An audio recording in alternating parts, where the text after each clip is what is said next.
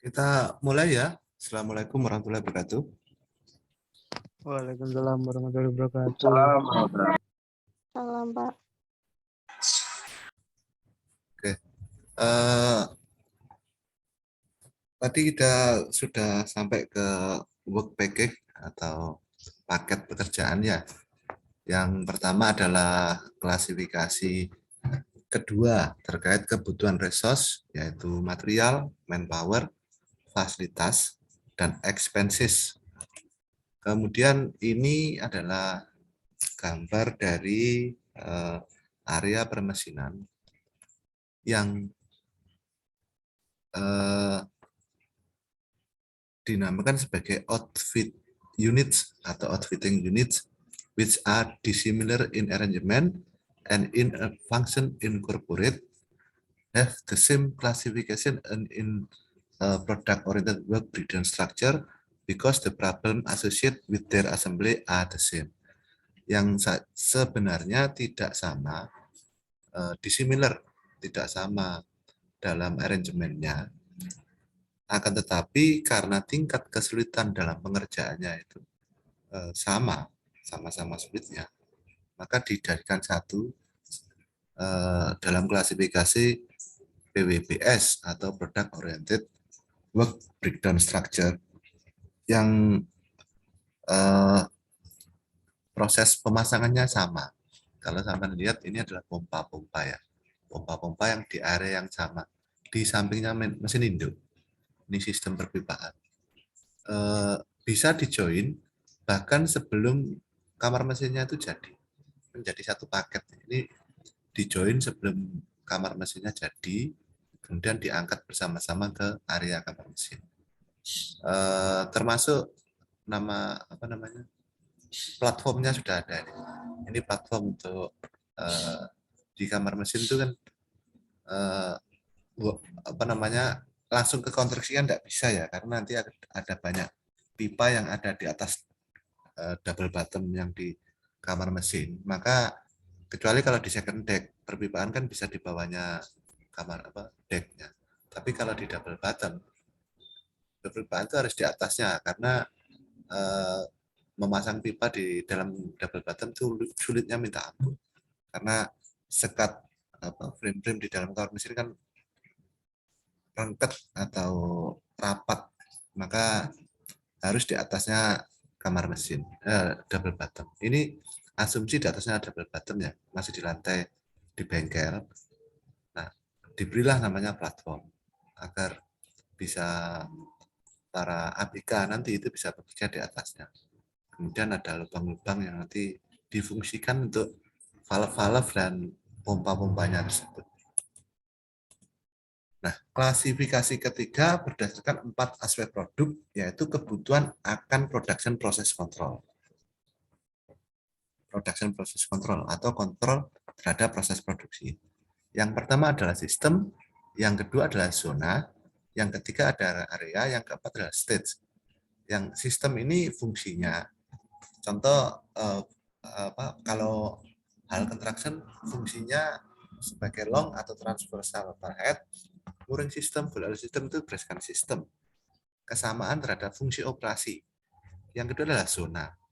Pembagian berdasarkan geografi produk. Contoh, zona cargo hold, superstructure, engine room, dan lain-lain.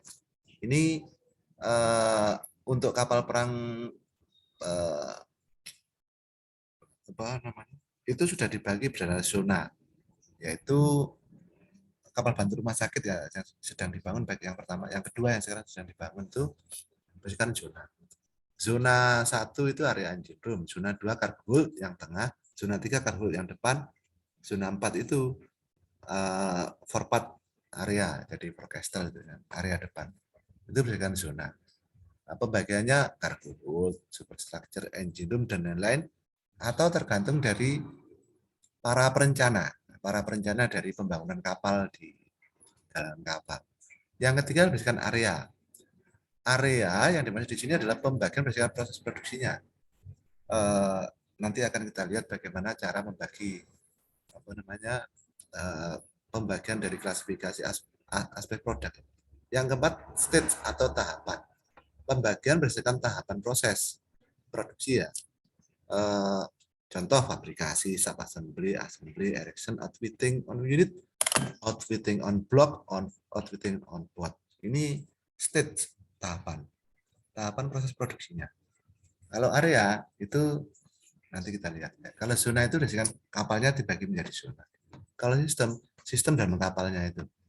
Kalau alat interaction juga bisa dibagi menjadi sistemnya, yaitu long, throttle head. Nah, area berdasarkan fitur yaitu flat block, steel, aluminium, small pipe, large pipe, dan lain-lain. Kalau berdasarkan kuantitas, job by job, flow lane, volume outfitting, dan lain-lain. Ini dengan kuantitas dari produknya. Contoh yang paling gampang di bengkel pipa. Pipa di dalam. Juga ada valve juga. Sampai nanti di strength test juga di tes kebocoran, tes hidrostatik juga di situ. Jadi berdasarkan kuantitas ya, jobnya apa, flow lane-nya bagaimana, volumenya bagaimana. Kemudian berdasarkan kualitas, kebutuhan tingkatan skill pelaksana, kebutuhan tingkatan fasilitas yang dibutuhkan, dan lain-lain. Contoh ini apa namanya di contoh bengkel plat tipis atau thin plate shop ya. Thin plate shop itu output produknya itu radar mas, apa namanya pintunya kedap, pintu itu makanya tingkat skill dari tenaga kerja fitter outfitting di situ itu lebih tinggi. Weldernya pun itu juga lebih terpilih karena radar itu kan ada anti radarnya. Kemudian pengelasannya juga harus lebih teliti. Kemudian yang keempat berdasarkan jenis pekerjaan, marking, cutting, dan lain-lain ya. Ini kalau area. Yang kelima, berdasarkan kebutuhan sesuai tingkatan kesulitan pekerjaan. Kalau pekerjaan yang sulit-sulit itu, contohnya di erection, tingkat kesulitannya, maka ini berdasarkan area. Sampai bisa membagi area pekerjaan di dalam bengkel, di dalam galangan itu sesuai lima kategorisasi ini. Nah, kalau perhitungan terhadap nilai produktivitas work package itu kita tidak ajarkan ya, tapi secara umum itu productivity value itu dihitung adalah fungsi dari T, N, dan Q, di mana PV adalah productivity value, T adalah waktu, time, waktu yang dibutuhkan untuk mengerjakan, atau working time namanya. Kemudian N adalah jumlah unit dari resource, material list, man hour-nya, jumlah unitnya. Contoh, umpamanya tukang lasnya ada 10, man hour-nya, tukang lasnya jumlahnya ada 2, untuk salah satu pekerjaan aja ya, namanya radar mas. Radar mas berarti kalau bisa dihitung. Bagaimana cara menghitungnya? Fungsi dari T, N, dan Q. T-nya waktu yang dibutuhkan berapa lama. Kemudian jumlah unit dari resource-nya apa? Materialisnya berapa? Kemudian apa? Kalau tukang lasnya ada 1, fiturnya ada 2, helpernya 1, bisa dihitung itu man hour-nya. Kalau 7 hari atau 10 hari atau 1 bulan, maka dihitung nanti ketemu man hour-nya berapa, materialnya berapa. Q, kualitas kerjaan, low, average, high. Nah, low itu ada beberapa tahap, beberapa poin, average juga ada beberapa poin, high ada beberapa poin. Nah, di tingkat mana nilainya berada, kemudian perencana bisa menghitung productivity value dari jenis pekerjaan tertentu. Nah, secara umum perhitungan dari productivity value ya, atau nilai produktivitas ya, bukan produktivitas. Nah, nilai dari produktivitas dari pekerjaan. Nah, ini element of the product oriented work breakdown structure and relation to each other. Ini contoh ya, contoh dari apa namanya, bagaimana cara mengkodekan dari pekerjaan. Enggak, nanti sampai akan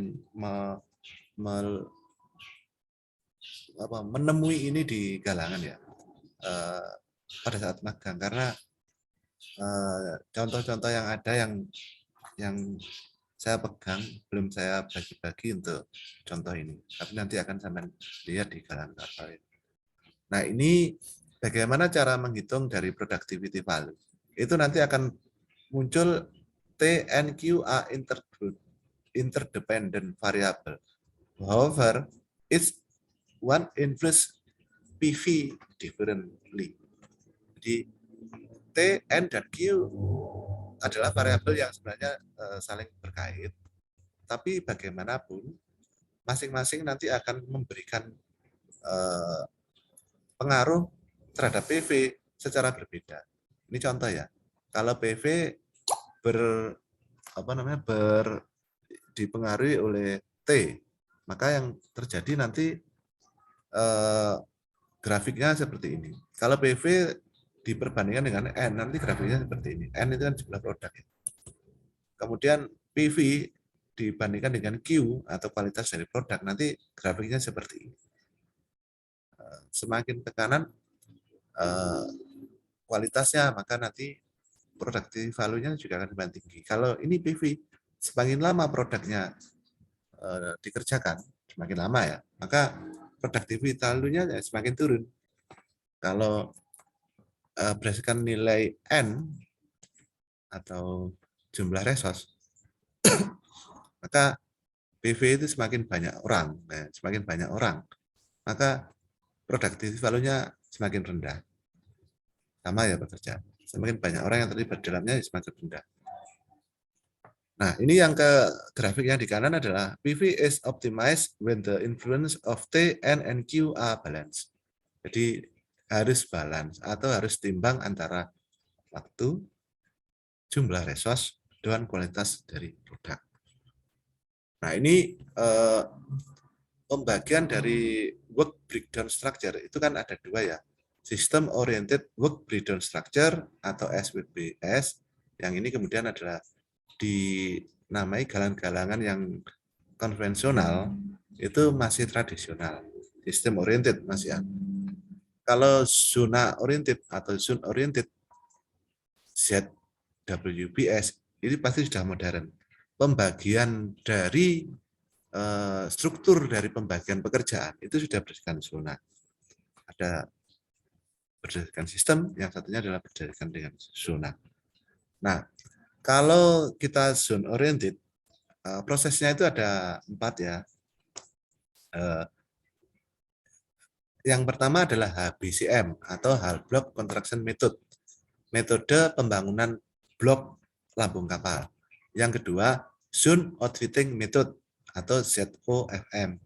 Kemudian yang ketiga adalah Zone Painting Method atau ZPTM. Kemudian yang ada opsi yang harus diadopsi, ada opsi ya, tidak harus. Yang pertama adalah yang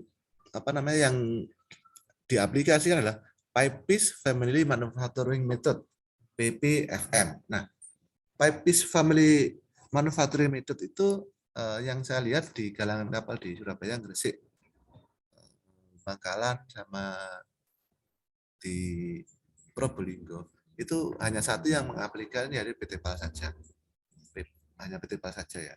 Dia sudah mengaplikasikan Pipe Piece Family Manufacturing Method ya. Di bengkel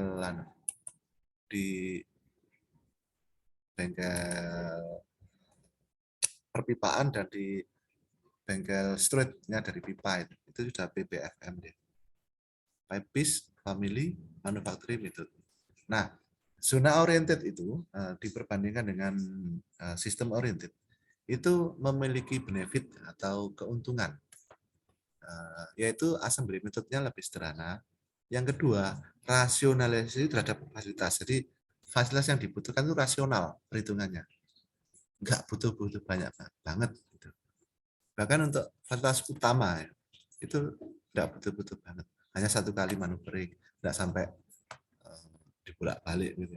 Ketika otomatisasi fasilitas, kalau sudah berdasarkan zona, maka nanti pekerjaan itu permesinan itu semakin otomatis bisa diterapkan. Yang keempat, uniform. Uniform itu maksudnya bagaimana? Produk yang dihasilkan dari setiap zona itu nanti produk keluarnya kualitasnya itu uniform, pasti sesuai standar. Standar baik standar kerja maupun standar kualitasnya uniform. Jadi hasil dari bengkel di zona fabrikasi, outputnya pasti nanti seperti itu. Dan itu pasti sudah diterima oleh standar kualitas maupun standar pekerjaan dari fabrikasi. Kelima adalah workload-nya lebih merata. Tidak ada yang namanya suatu bengkel atau setiap tahap atau stage itu nanti bebannya berlebih. Jadi nanti rata. Kenapa? Karena susah bersihkan zona. Nah, zona itu kan berarti sudah flow line. Maka assembly method yang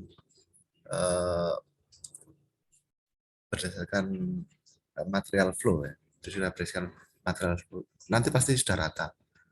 Kalau zona oriented itu diaplikasikan di galangan kapal. Nah, manfaatnya zona oriented, kalau tadi kan kelebihan ya atau benefit. Ya ini kemanfaatannya adalah nanti di tingkat keselamatan dari pekerjaan, kemudian peralatan, orang yang terlibat dalamnya dan seluruh lingkungan itu lebih tinggi, bisa diimprovisasi. Yang kedua, improvisasi dalam lingkungan kerja. Lingkungan kerja nanti akan jauh lebih bersih. Karena kalau di dalam kapal itu kan biasanya ada 5R, ringkas, rapi, resik, rawat, rajin. Kalau di Jepang itu namanya apa? 5S ya. 5S. Kalau di jalan kapal di Indonesia namanya ringkas, rapi, resik, rawat, rajin. Nah itu sebenarnya adalah improvisasi terhadap keselamatan lingkungan kerja. Kemudian peningkatan kualitas. Yang dimaksud peningkatan kualitas itu sebenarnya adalah memenuhi standar kualitas dari pembangunan kapal. Sebenarnya ya. Yang keempat adalah peningkatan produktivitas ya. Peningkatan produktivitas ini yang kemudian resource-nya tetap, tapi produktivitasnya pasti terpenuhi dia. Itu kalau kita mengambil kemanfaatan dari zona oriented. Ini contoh gambar di galangan kapal di flow line ya. Ini di sub assembly. Di sub assembly ini berjalan. Kalau yang kanan ini masih sama ya, dari sudut foto sudut yang berbeda. Ini yang di bawah adalah dari akurasi kontrol tim biasanya. Yang biasanya di akurasi kontrol tim itu biasanya di bawah dalam satu bagian dengan QC departemen biasanya. Kalau di departemen produksi juga ada QC, quality inspector atau inspektor mutu, maka di dalamnya itu juga inspektor mutu juga punya fungsi akurasi kontrol. Contoh akurasi kontrolnya yang harus dihitung adalah ini yang untuk preparation before welding, untuk one set welding ini. Kalau dilihat ini adalah sudah zero margin. Zero margin itu apa? Plat yang di join itu akan nanti ketika dilas itu nanti dimensi setelah pengelasan itu nilainya 0 toleransinya. Tidak ada penambahan maupun tidak ada penyusutan. Shrinkage-nya nggak ada, shrinkage-nya. Ini ada form yang untuk akurasi control check sheet yang sebenarnya harus diisi setelah proses fitting selesai, sebelum proses pengelasan dimulai, dan setelah proses pengelasan selesai. Karena dia juga harus menghitung dimensi yang terdeformasi atau dimensi yang mengkerut. Itu juga harus dihitung ulang. Ini yang fungsi dari inspektur mutu juga punya fungsi akurasi kontrol.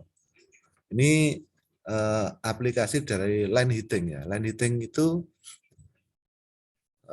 ini ya, statistical control line heating interdependent. A and B yang atas tadi adalah in connection with a product oriented workbench starter, yang C dan D accuracy variation A measure, E dan F line heating sound being performed in Avondale shipyard, incorporate and Lockheed Shipbuilding and Construction Corporation respectively is a work method specifically developed to achieve the tolerance needed to harmonize operation of process lines. Nah, pemanasan ini line atau pemanasan garis memakai torch blender pemanas itu fungsinya adalah mengembalikan deformasi akibat pengelasan terutama ya kembali ke bentuk semulanya atau mencegah terjadinya tegangan sisa dari hasil pengelasan. Line heating itu pasti ada pemanasan, ada pendinginan. Nah ini yang orang-orang di pemanasan ini ya atau kalau di pengelasan namanya post wet heat treatment ya. Itu harus memahami metallurgical control. Kalau nanti pemanasannya terlalu berlebih itu, material juga harus menjadi fatigue atau getas, fatigue. Atau kalau terlalu tidak berlebihan atau kurang, itu nanti deformasinya nggak ada yang kembali. Atau tegangan sisanya yang seharusnya sudah keluar dari material akibat pengelasan, itu juga tetap ada di situ dan kemudian di suatu ketika material kapalnya itu nanti akan pecah sendiri karena tegangan sisa.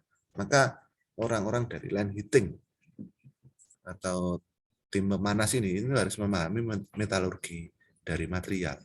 Khususnya untuk ferro yang berbasis ferro atau baja. Nah ini materi pertama dari breakdown proses preliminary sampai ada 3 kali Zoom. Jika ada pertanyaan masih ada waktu tersisa kira-kira berapa menit? 7 menit. Saya persilahkan. Kalau tidak ada di pertemuan berikutnya kita akan masuk ke materi breakdown proses metode. Saya ucapkan terima kasih atas perhatiannya. Assalamualaikum warahmatullahi wabarakatuh. Waalaikumsalam warahmatullahi wabarakatuh. Bapak. Terima kasih, Pak. Terima kasih, Pak. Terima kasih, Pak.